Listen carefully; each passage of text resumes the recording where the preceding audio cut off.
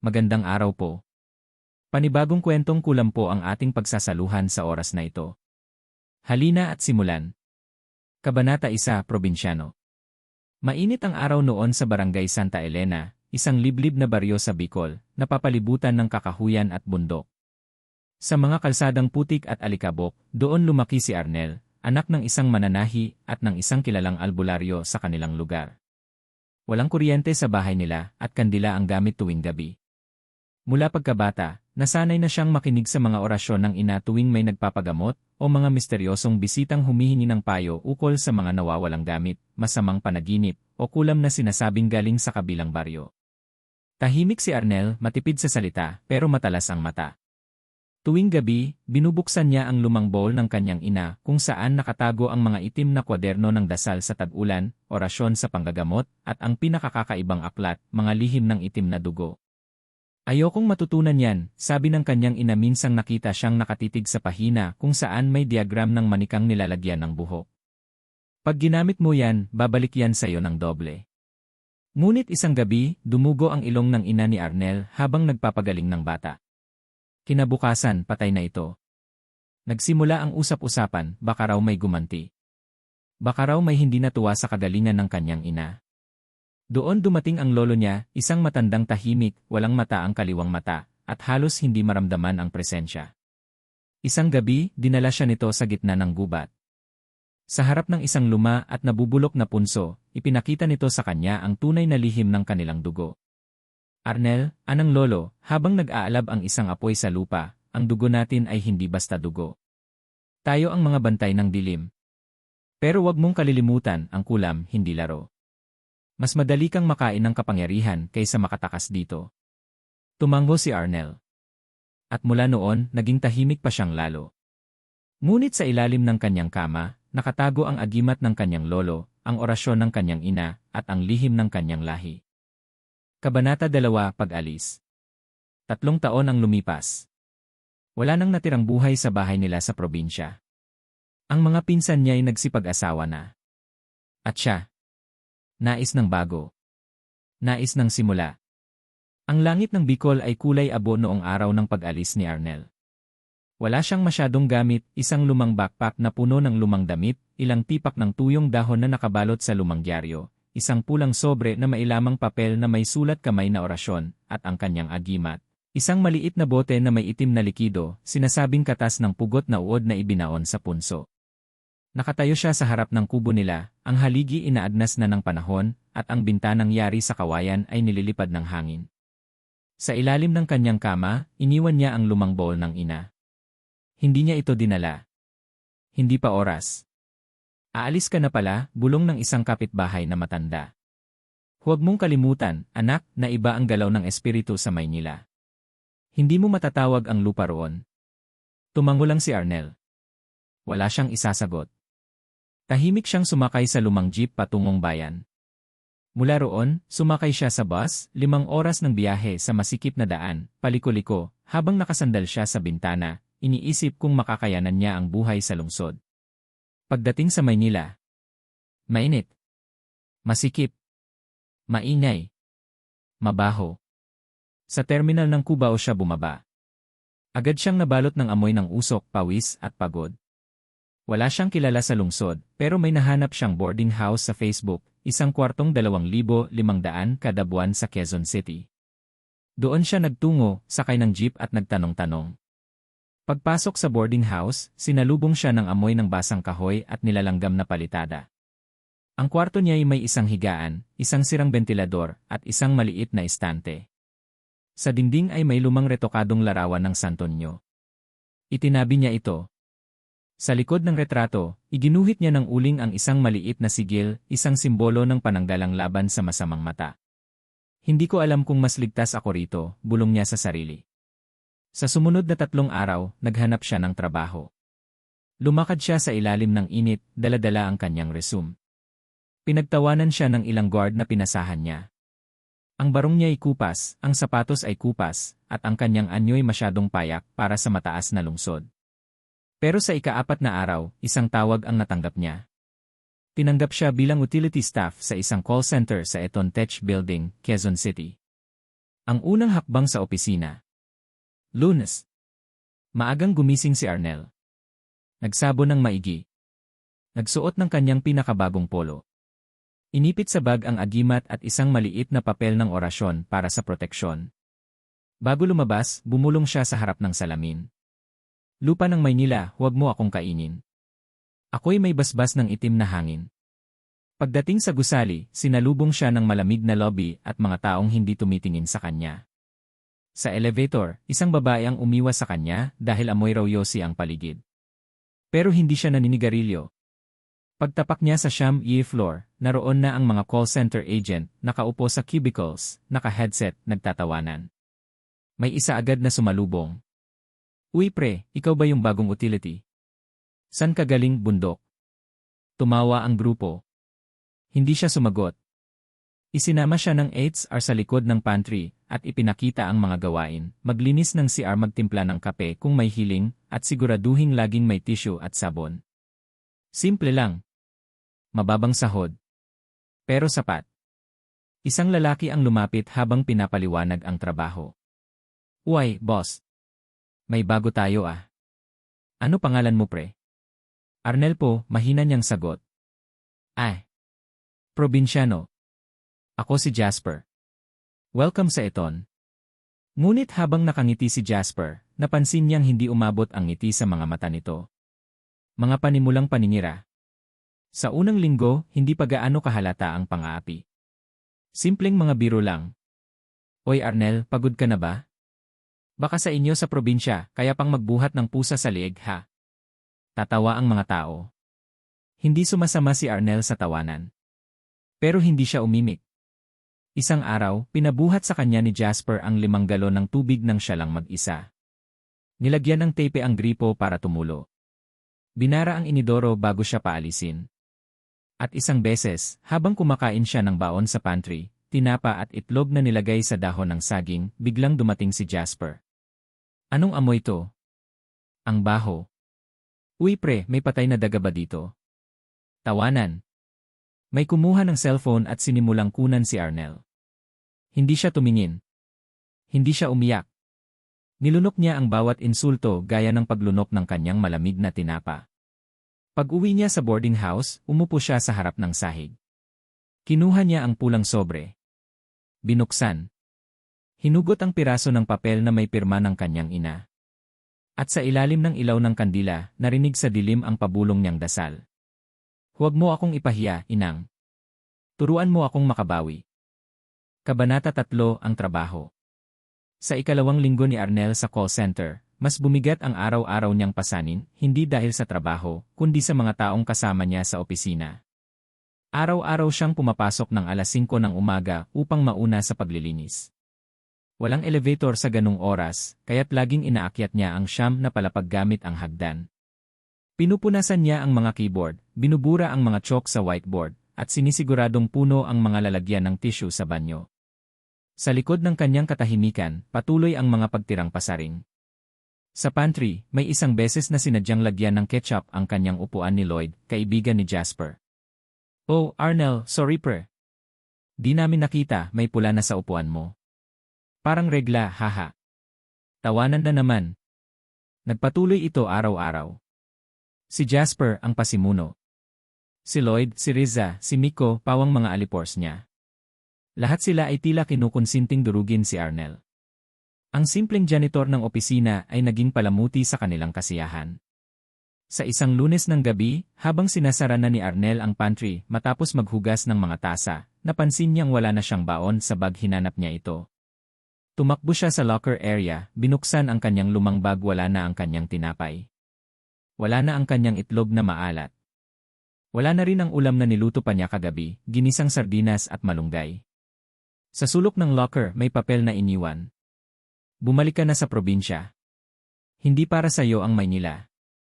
Initial J. Tahimik na apoy. Pag-uwi niya ng gabing iyon, hindi siya dumiretso sa boarding house. Sa halip, dumaan siya sa Quiapo. Sa gitna ng mataong kalye, pinili niyang lumiko sa eskinita sa likod ng simbahan, isang eskinita na ayon sa mga kwento, ay hindi basta madaanan ng hindi inanyayahan. Doon niya muling nakita ang babaeng itim, ang matandang nagtitinda ng pangontra, pampaakit, at pananggalang. Bakit ka bumalik, usisan nito, habang pinapahid ng langis ang isang pulang kandila. Hindi pa ako handa, sagot ni Arnel. Pero ngayon gusto ko nang matuto ng mas matindi. Napatingin ang babae. Matagal. Tahimik. Hindi kita turuturuan ng kulam, anya. Pero bibigyan kita ng apoy. Ikaw ang bahalang pumili kung paano mo ito gagamitin. Iniabot nito kay Arnel ang isang maliit na boteng may itim na likido at isang papel na dilaw na may sulat, orasyon ng pagkawala. Kung sino mang magbukas ng pintuan ng kasamaan, anang babae, siguraduhin mong handa kang isara ito. Kahit gamit ang sarili mong katawan. Unang orasyon. Pagbalik niya sa boarding house, binuksan niya ang kanyang itim na notebook. Sinindihan ang kandila. Ipinatong sa sahig ang maliit na manika na may buhok galing sa suklay na palihim niyang nakuha sa upuan ni Jasper. Nakatago iyon sa isang envelope sa kanyang bag. Binasa niya ang unang linya ng orasyon. Sa pangalan ng lupa, ng langit, at ng patay, kunin ang tinig ng kanyang sigaw at itikom ang kanyang mata. Binilugan niya ng asin ang paligid. Pinisil ang itim na botelya at tinulo ang likido sa noo ng manika.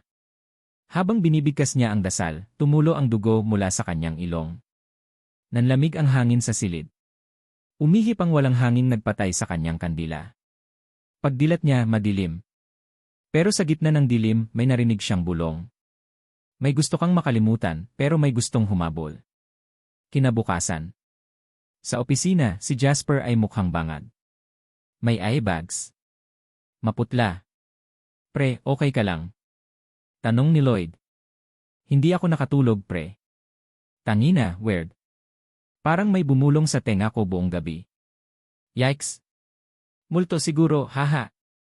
Hindi na nakitawa si Jasper. Tahimik ito buong araw. Si Arnel? Tahimik pa rin.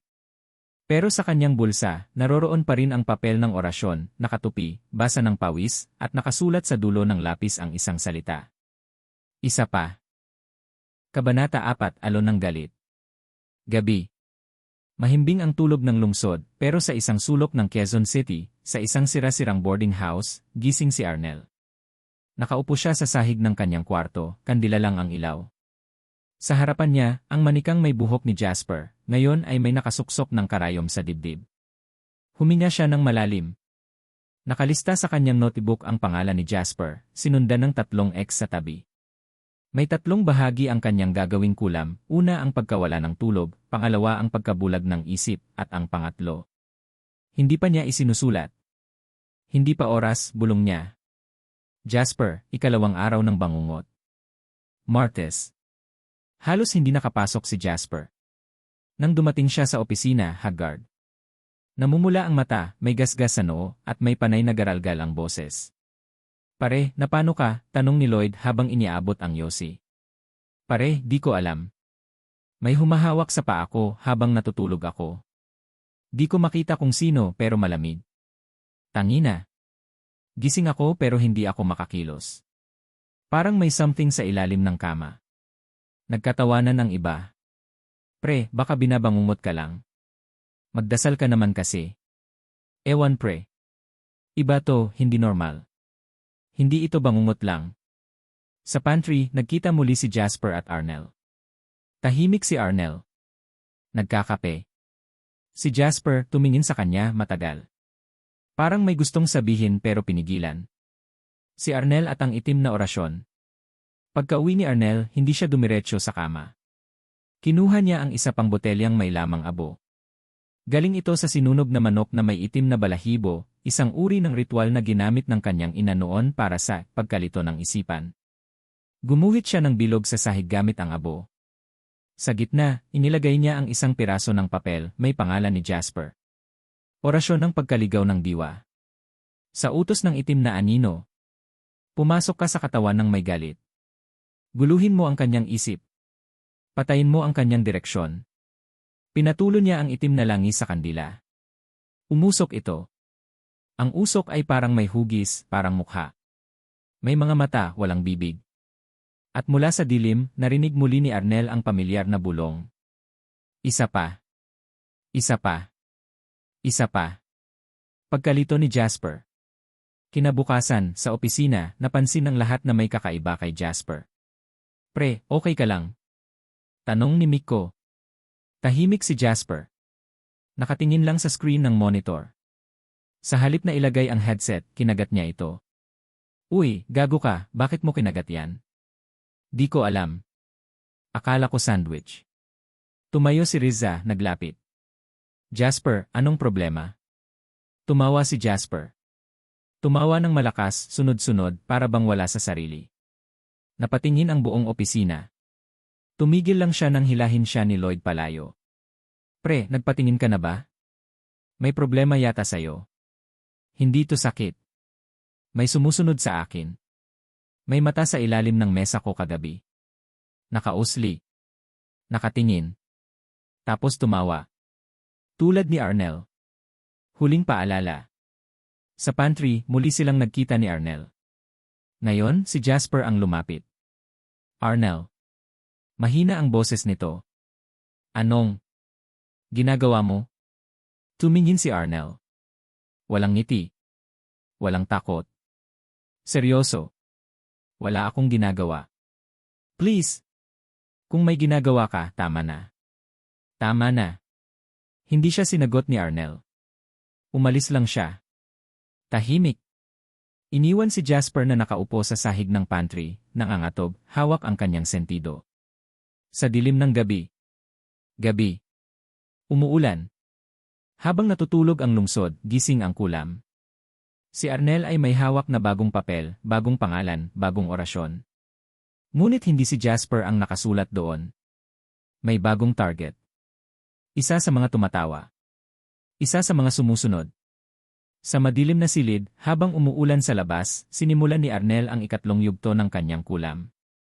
At sa labas ng kanyang bintana, may isang pusa, itim, basang-basa sa ulan, na nakatitig lang sa kanya. Kabanata 5, Unang nawala.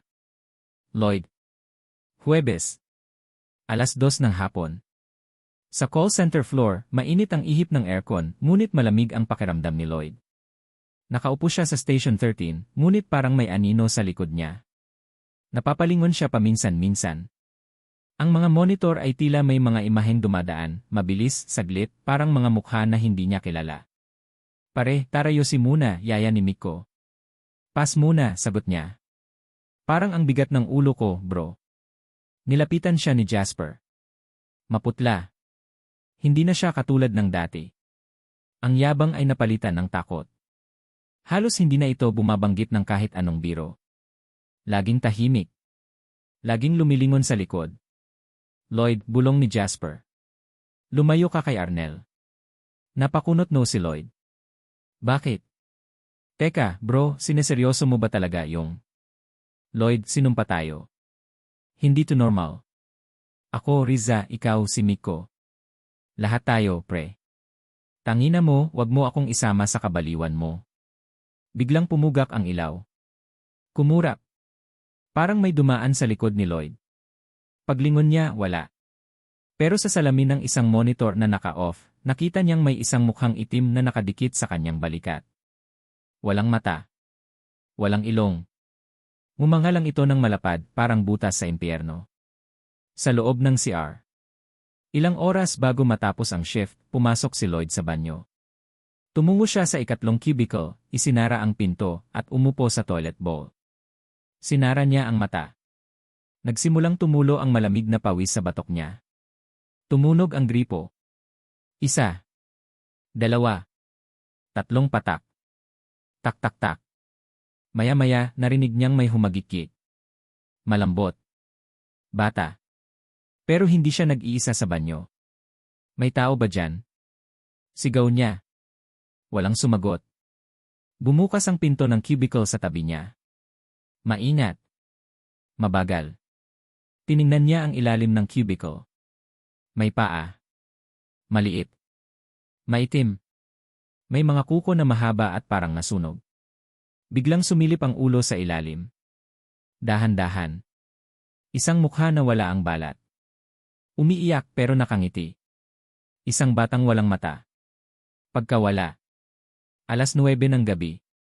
Wala na si Lloyd. Nagpaalam siya sa guard na magyoyosi lang sa baba. Pero hindi na siya bumalik. Pagtawag ng HR. Sa kanyang cellphone, cannot be reached. Walang nakakita sa kanya sa CCTV. Ang tanging naiwan sa station niya ay ang headset niyang may pulang likido sa loob ng earpiece. Amoy kalawang. Amoy dugo. Gabi sa boarding house. Sa loob ng kanyang kwarto, si Arnel ay nakangiti. Tahimik. Nakaupo sa harap ng manikang sunog na ang isang paa, ang manikang ginamit niya para kay Lloyd. May hawak siyang lumang singsing galing sa bulsa ni Lloyd na nakuha niya 3 araw na ang nakalipas. Nakabalot ito sa pulang sinulid. Kasama ng piraso ng papel. Sa sulok ng silid, may nakaipit na papel sa ilalim ng kandila. Sunog ang gilid, ngunit nababasa pa ang nakasulat. Ang una ay wala na. Ang susunod ay magbabayad. Opisina, kinabukasan. Nagkagulo sa opisina. Si Lloyd nawawala. Last seen daw sa CR. Baka kinidnap. Pero walang bakas. Walang ebidensya. Walang kahit ano. Pati ang CCTV nagloko. Nagblanko mula 8:53 PM hanggang 9:07 PM. Pumasok si Jasper. Tahimik. Nanginginig. Tumingin kay Arnel na abala sa paglilinis ng keyboard. Anong gusto mo? Tanong niya kay Arnel halos pabulong. Hindi ako ang may gusto nito, sagot ni Arnel hindi tumitingin. Gumagalaw lang ang dapat gumalaw. Anong ibig mong sabihin? Tumingin na si Arnel. Diretso. Malamig. May utang ang Maynila sa akin. At isa-isa ko itong kinokolekta. Sa dilim ng CR. Hating gabi. Sa loob ng opisina, naka-off ang mga ilaw. Tahimik. Ang mga pader ay basa ng singaw. Ngunit sa sire, bukas ang isang pinto. Cubicle 3. Bumukas. May gumapang palabas. Hindi si Lloyd.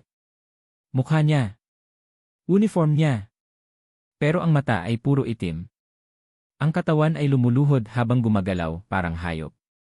Gumapang ito papunta sa salamin. Huminto. Tiningnan ang sarili. At biglang ngumiti. Malapad. Walang emosyon. Kabanata 6 Riza. Tila normal. Pero hindi.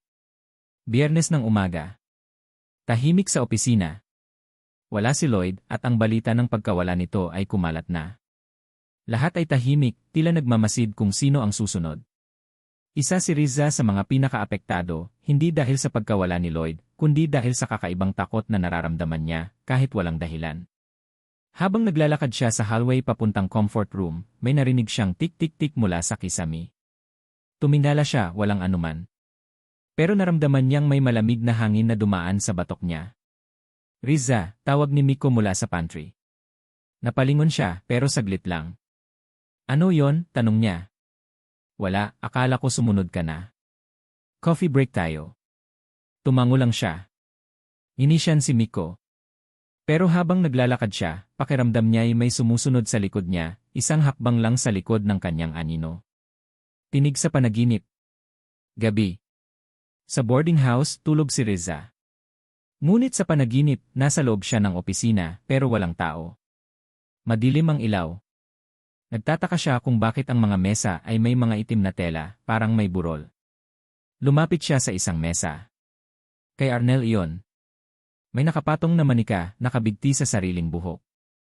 At sa ilalim nito, isang sulat. Ikaw ang susunod. Biglang lumamig ang paligid. Narinig niya ang mahinang tunog mula sa kisam, isang boses ng bata. Riza. Riza, tara na. Lumuhod ang mesa ni Arnel. Mula sa ilalim nito, gumapang ang isang babae, duguan ang uniforme, walang mukha. Kinaladkad ang sarili paakyat kay Riza. Nang hahawakan na siya sa paa. Nagising siya. Dumadalas ang mga deliryo. Sabado. Nag-leave si Riza. Hindi siya makatulog ng maayos. Nakakakita siya ng mga anino sa salamin. Naririnig niya ang pagtawa ng mga bata tuwing magsasara siya ng pinto. Nagpunta siya sa simbahan. Umupo sa likod. May sumusunod po sa akin, bulong niya sa pari sa kumpisalan. Hindi ko po maintindihan. Hindi ko alam kung totoo o nababaliw na lang ako. Tahimik ang loob ng confessional. Pero pagkatapos ng ilang segundo, sumagot ang pari, hindi ang tinig ng matanda, kundi tinig ng bata. Kaya mong tumakbo pero hindi ka makakatakas. Napasigaw si Riza. Pagbukas niya ng kurtina, wala roon ang pari. Tawag kay Arnel. Sa takot, kinausap ni Riza si Arnel. Sa labas ng opisina, sa ilalim ng puno ng akasya, pinilit niyang maging kalmado. Arnel, wika niya. Alam kong may ginagawa kang kung ano man yan. Please. Tahimik si Arnel. Nakaupo. Kumakain ng tinapay. Gusto ko lang maintindihan bakit kami. Tumingin si Arnel sa kanya. Matalim ang tingin. Walang ngiti. Alam mo yun. Pero biro lang yun dati. Hindi biro ang gutom. Hindi biro ang ginaw. Hindi biro ang ipahiya araw-araw. Arnel, hindi ko alam. Pero ginawa mo. Tahimik. Umalis si Arnel. Iniwan siyang mag-isa. Walang kasamang hangin. Walang ingay. Parang tumigil ang oras. Ang pagkawala. Kinabukasan. Linggo. Nawala ng balita si Riza. Hindi na pumasok.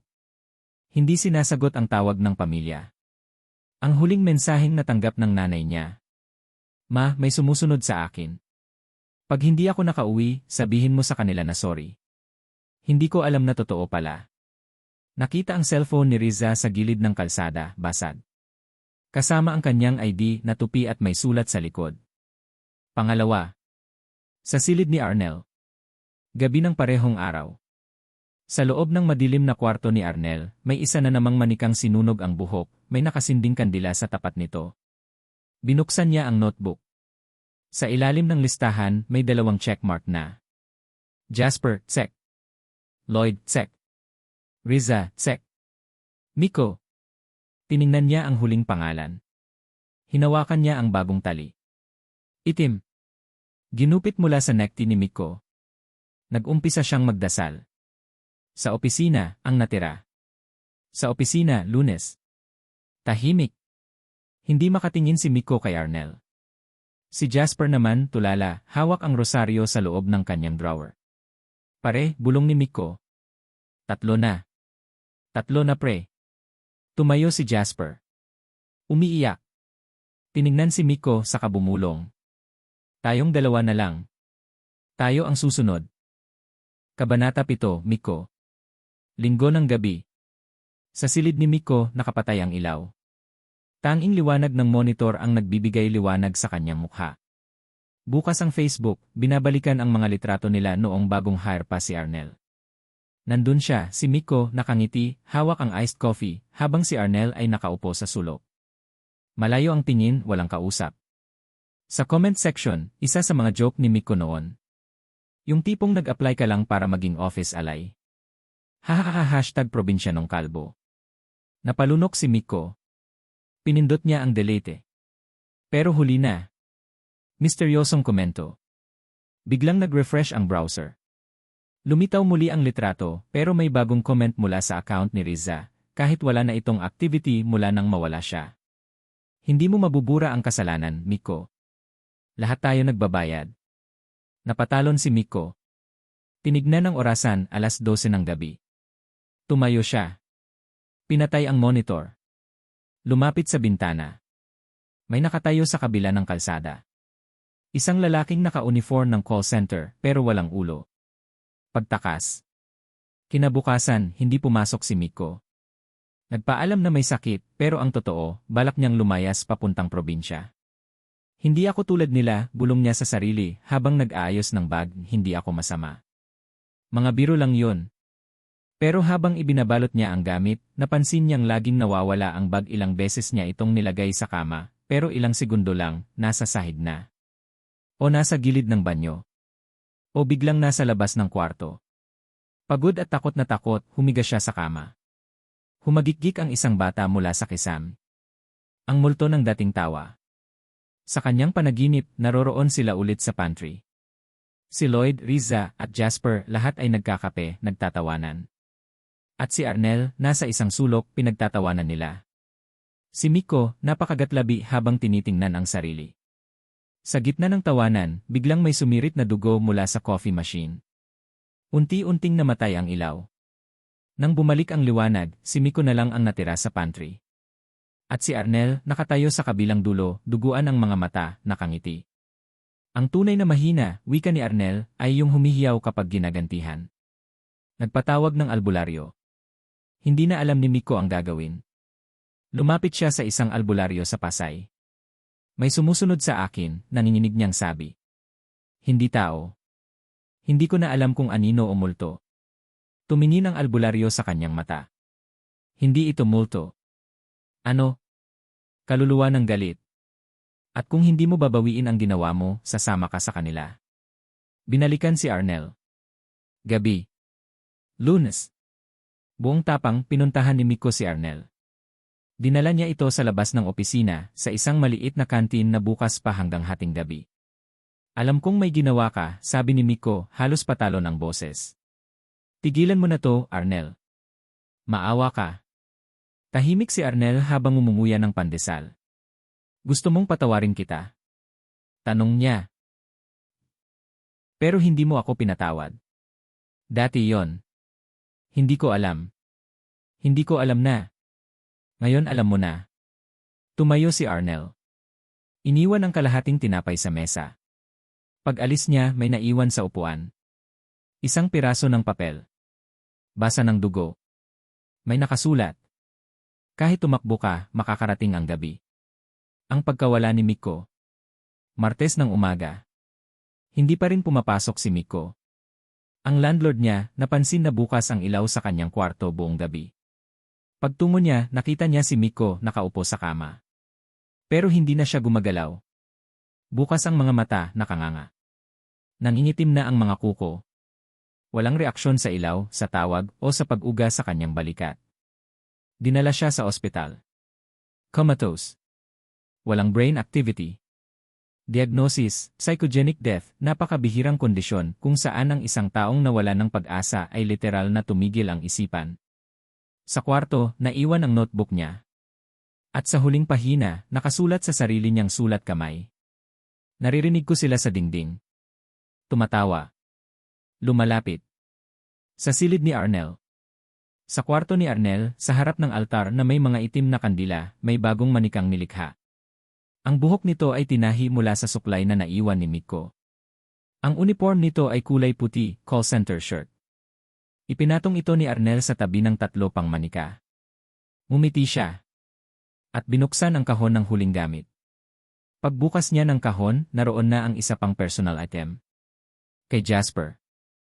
Kabanata 8 Jasper. Ang natitirang halimaw. Si Jasper ay hindi gaya ni Miko, Riza, o Lloyd. Siya ang tipo ng taong hindi naniniwala sa multo, sa sumpa, o kahit sa karma. Para sa kanya, ang mundo ay para sa malakas, at siya ang malakas. Lahat kayo duwag, sabi niya habang nakausap ang isang kaibigan sa bar. Si Riza. Umalis. Si Miko. Baliw. Si Arnel. Uod lang yon. Isa pa, may naririnig pa kayo na kulam. Anong taon na ba? Ngunit habang tumatawa siya, may humaplos sa batok niya. Paglingon niya. Wala naman tao. Tangina mo, Arnel, bulong niya. Kung niloloko mo ko, maghanda ka. Mahiwagang gabi sa CR. Martes ng gabi. Habang nasa opisina, nag-CR si Jasper. Tahimik ang paligid. Naririnig niya ang mahinang tunog ng lumalagaslas na gripo sa dulo ng banyo. Naglakad siya papunta sa urinal. Paglingon niya sa salamin, may nakasulat sa manipis na hamog. Ako ang nasa likod mo. Napaatras siya. Pagkatalikod niya, wala namang tao. Ngunit pagbukas niya ng pinto, iba na ang hitsura ng hallway. Wala na siya sa opisina. Nasa lumang bahay siya, puno ng amoy insenso, at sa paligid, nakasabit ang mga manika na nakabalot sa putik at buhok ng tao. Biglang tumulog ang cellphone niya. Walang caller ID. Sinagot niya. Jasper. Boses iyon ni Miko, garalgal, mabagal, parang patay. Tumakbo ka na. Huli ka na. Pagkikita sa altar. Habang tuliro, biglang bumalik ang liwanag ng opisina. Nakahinga ng malalim si Jasper. Hallucination lang. Gawa lang ng pagod. Pero pagbalik niya sa desk, may nakapatong sa keyboard niya. Isang larawan ng 5 manika. Ang isa sa gitna may tattoo sa lig, katulad ng kay Jasper. Sa likod ng litrato may nakasulat. Hindi lahat ng nililibing ay patay. Harap-harapan kay Arnel. Miyerkules ng gabi. Wala nang pasensya si Jasper. Diretso siyang pumunta sa inuupahan ni Arnel. Kumatok siya ng malakas. Walang sumasagot. Sinadyang sipain ang pinto at bumukas ito. Madilim ang loob pero may liwanag na nanggagaling sa altar sa dulo ng silid. Nakasindi ang 6 na kandila at sa gitna may manikang kahawig niya. Lumabas si Arnel mula sa anino. Bakit ka nandito, Jasper? Tigilan mo na ako, hayop ka. Lahat yan, ikaw may gawa. Umamin ka. Tahimik si Arnel. Anong gusto mo? Humingi ako ng tawad. Fine. Sorry na, okay. Seryoso ako. Ngunit tumawa si Arnel. Hindi mo alam ang ibig sabihin ng sorry. Ang sorry ay galing sa puso. Hindi sa takot. Inangat ni Arnel ang isa pang manika, walang mukha. Gusto mong malaman kung sino ka sa kanila? Pagbagsak ng realidad. Biglang nawala si Jasper sa sariling katawan. Parang nilamon ng anino. Biglang nasa isang bulok na silid siya, hawak ng mga kadena, nakapiring. Naririnig niya ang tawa ni Miko. Ang iyak ni Riza. At ang pagbulong ni Lloyd ng paulit-ulit, hindi ko sinasadya. Hindi ko sinasadya. Lumapit si Arnel sa anyo ng isang nilalang, mata ay itim, katawan ay may mga mata ng bata sa balat. Tingnan mo ang ginawa mo sa akin, sabi ng boses ni Arnel. Itinutok nito ang isang salamin sa mukha ni Jasper. At doon niya nakita. Hindi na siya si Jasper. Isa na siyang manika, ang bibig ay nakatahi, ang mga mata ay punit, at ang leg ay may sariling tali. Pagtapos, natagpuan si Jasper kinabukasan sa opisina. Nakaupo sa harap ng computer, ngunit hindi gumagalaw. Bukas ang bibig at may dugo sa kanyang tenga. Hindi na siya nakapagsalita. Nang dalhin sa ospital, wala siyang memorya. Hindi niya alam kung sino siya. Nag-umpisa ulit bilang walang laman. Sa notepad niya, may isang bagay na isinulat bago siya tuluyang nawala. Walang kalaban-laban ang malakas kung kalaban ay konsensya. Sa silid ni Arnel. Sa altar, pinatay na ang lahat ng kandila maliban sa isa. Sa harap ni Arnel, naroon na ang 5 manika, sina Lloyd, Riza, Miko, Jasper at ang isa pa, Blanco. Ngumiti si Arnel. Tinignan niya ang salamin sa dingding at marahang tinanong ang sarili. Kaya ko bang patawarin ang sarili ko kung wala na silang natitirang buhay para magpatawad?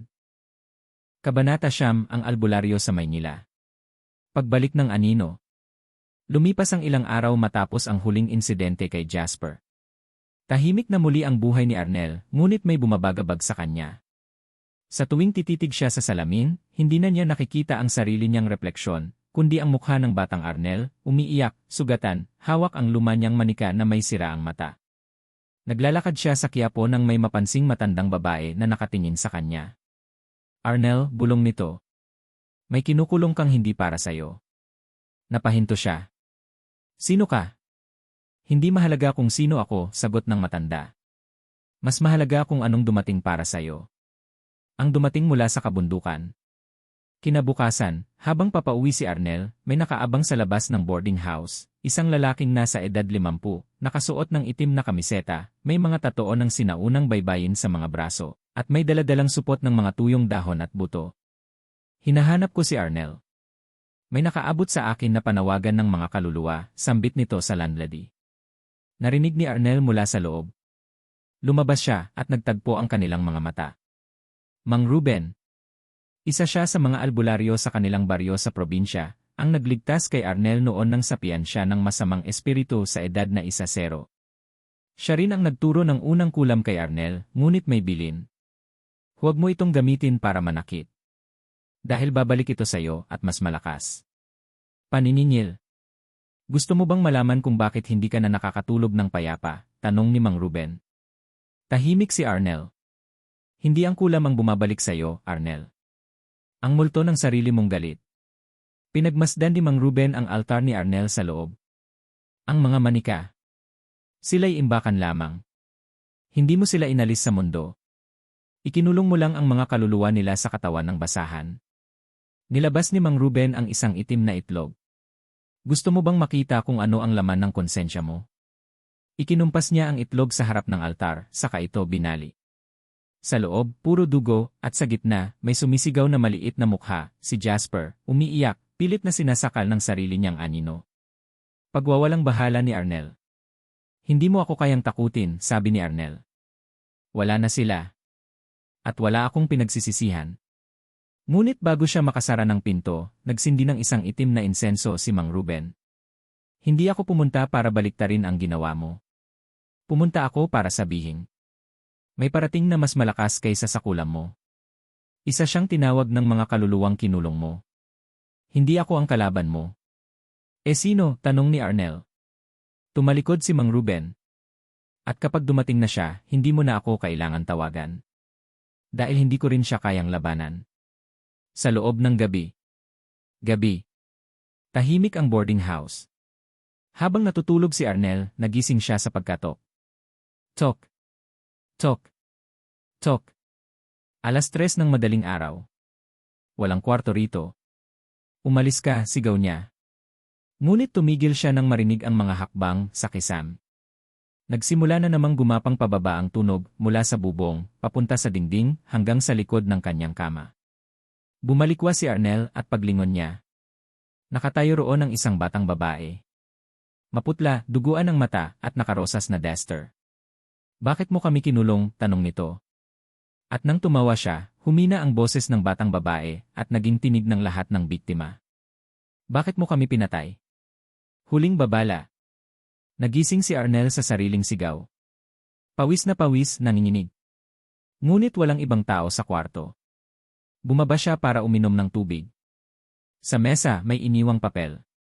Isang sulat kamay mula kay Mang Ruben. Ang tunay na kulam ay hindi sa sinumpa, kundi sa sumumpa. Humanda ka, Arnel. Dahil hindi multo ang parating.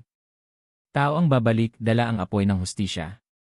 Sa likod ng papel may isang pangalan. Althea. At doon bumalik ang takot ni Arnel, isang pangalan na matagal na niyang kinalimutan. Kabanata 10, Althea. Ang pagbabalik ni Althea. Nasa gitna ng madilim na gabi, naglalakad si Arnel sa kabayanan. Ang mga kalsada ay tahimik, pero may isang hindi maipaliwanag na pakiramdam na dumapo sa kanya, parang may mga mata na sumusunod sa bawat hakbang.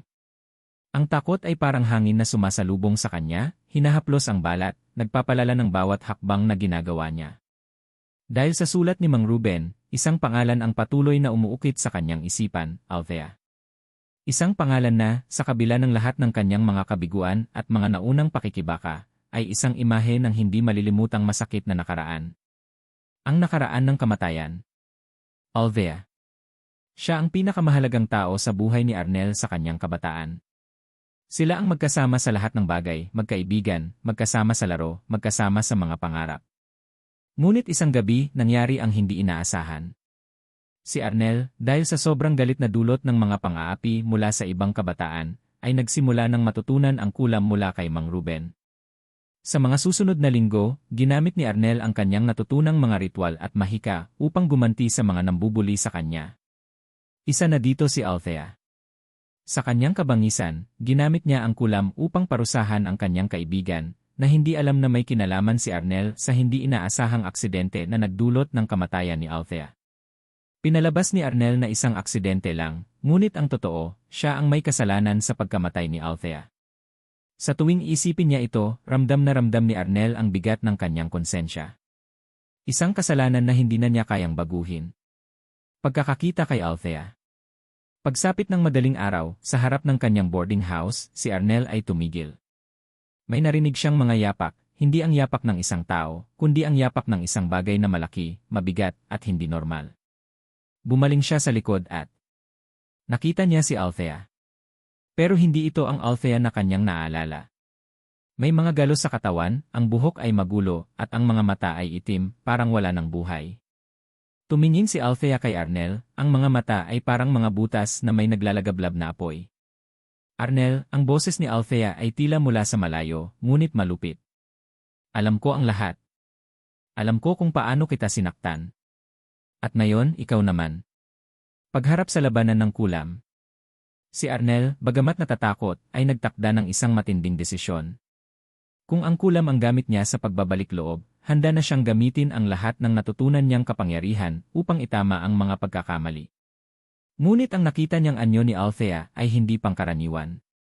Si Althea na ngayon ay isang malupit na espiritu na bumalik mula sa mga kaluluwa ng mga biktima ng kulam. Hindi isang normal na espiritu. Isang multo ng paghihiganti. Hindi mo kami matatakasan, sabi ni Althea, sumik ang mga mata nito. Pinasakit mo kami noon at kami ngayon ang magbibigay ng sakit sa iyo. Isang malupit na hangin ang umihip sa paligid, tumagos sa mga pader ng boarding house, at ang mga pinto'y kumalog. Ang mga mata ni Arnel ay nakatutok sa kanyang dating kaibigan, hindi ang Althea na matagal niyang iniiwasan, kundi isang nilalang na siya na rin ang may kasalanan ng pagkakalikha. Ang pagbabago ni Arnel. Alam ni Arnel na ang paggamit ng kulam ay may kabayaran. Pinili niyang palayain si Althea mula sa pagkabihag ng kanyang sariling galit. Mang Ruben, bulong ni Arnel habang binabaybay ang daan patungo sa altar. Tama ka. Hindi ko na kayang magpatuloy sa ganitong buhay. Sumalunga siya sa kanyang ritual. Dahan-dahan niyang pinatungan ng kandila ang mga manika, at dahan-dahan niya itong pinatikim ng mga salitang naglalaman ng tunay na pasensya at pagsisisi. Huwag mong hayaang magpatuloy ang galit, sabi ni Arnel sa sarili habang inaayos ang ritual. Pakawalan mo siya. Ang huling hakbang. Habang tinatapos ni Arnel ang kanyang mga ritual, nagsimulang kumalat ang isang matinding enerhiya sa buong silid. Napansin niyang unti-unting nawawala ang mga mata ni Althea, at ang katawan nito ay nagiging mas magaan, tulad ng usok na unti-unting nawawala sa hangin. Sumik ang isang makapangyarihang puti mula sa mga manika. Itinulak ni Arnel ang kanyang mga kamay palapit kay Althea. Patawarin mo ako, humihikbi si Arnel. Patawarin mo ako. Ang pagtakas ng Althea. Sa isang iglap naglaho si Althea. Wala nang bakas. At ang mga manika, na minsan ay puno ng galit, ay unti-unting nawala ng sigla. Naramdaman ni Arnel ang isang malalim na kapayapaan, hindi kasing lakas ng takot na kanyang naranasan, kundi isang panibagong pakiramdam ng kalayaan. Ang kulam ay nagwakas, ngunit hindi ito nagsimula kay Arnel. Ito ay nagsimula sa kanya bilang isang pag-amin ng mga pagkakamali at pagpapatawad sa sarili. Epilogo, pagbabalik sa liwanag. Sa mga sumunod na araw, hindi na muling narinig si Arnel na gumagamit ng kulam. Ang buhay na ginugol niya sa paghihiganti ay nawala na sa kanyang alaala. Isa na siyang bagong tao. At bagamat ang nakaraan ay hindi mabubura, natutunan niyang tanggapin ang lahat ng iyon. Si Mang Ruben, na nagbabalik-balik upang magbigay ng gabay, ay hindi na kailanman nagbalik. Parang isang anino na nagdaan lamang sa buhay ni Arnel. Ngunit isang bagay ang tiyak, ang kulam ni Arnel ay hindi lamang isang kwento ng paghihiganti. Ito rin ay isang kwento ng pagpapatawad. Sa pagtatapos ng kwento, natutunan ni Arnel na ang mga kasalanan ng nakaraan ay hindi basta-basta mabubura, ngunit ang tunay na kapatawaran ay nagsisimula sa sarili. Mula sa madilim na daan ng paghihiganti, natutunan niyang yakapin ang kanyang mga pagkakamali at humingi ng tawad, hindi lamang sa mga taong nasaktan niya, kundi pati na rin sa kanyang sarili. Ang kulam na minsang gumabay sa kanyang landas ay naging instrumento ng kanyang pagbabago. Sa huli, natagpuan ni Arnel ang kapayapaan, at sa kanyang pagbabago, nahanap niya ang tunay na kahulugan ng kaligtasan at pag-ibig.